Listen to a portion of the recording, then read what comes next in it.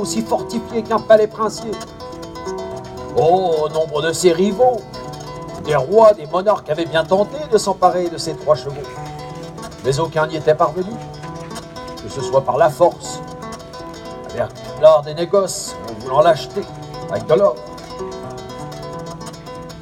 Si bien qu'au début de mon récit, les 3 chevaux de la princesse Rigantona lui appartenaient toujours.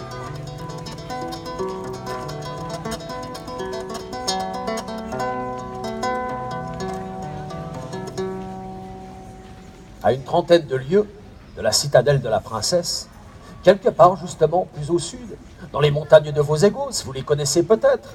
Vous savez, c'est beaucoup plus au nord de chez vous, au nord-est, là où il y a ces montagnes bleues, et de l'autre côté, c'est le fleuve Rhenus. Et de l'autre côté, c'est les terres barbares, terres de brume. Dans ces montagnes vivait un vieil homme. Il s'appelait Artios. Il vivait avec ses 3 neveux.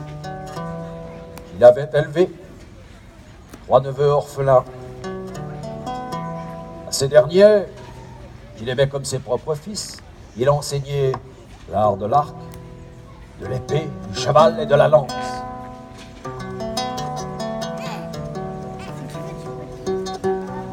Aujourd'hui, le vieil homme, après avoir servi le père de la princesse, le roi Katuré, aujourd'hui il vivait de la chasse, de l'élevage et du commerce des fourrures, ainsi que d'un peu de culture.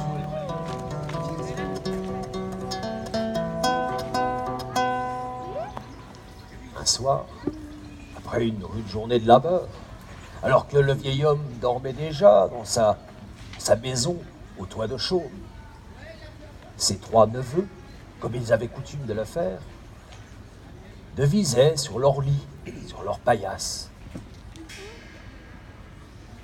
Ils racontaient des histoires. L'aîné a pris la parole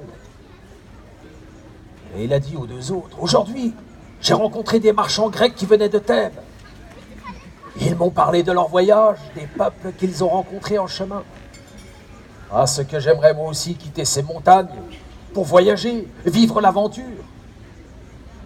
Et pour ça, dit le deuxième, il s'appelait Remos. Il te faudrait les 3 chevaux de la princesse. Oui, a dit le dernier. Avec les 3 chevaux de la princesse Rigantona, avec ces 3 chevaux magiques, nous pourrions aller jusqu'au bout du monde et devenir rois nous-mêmes.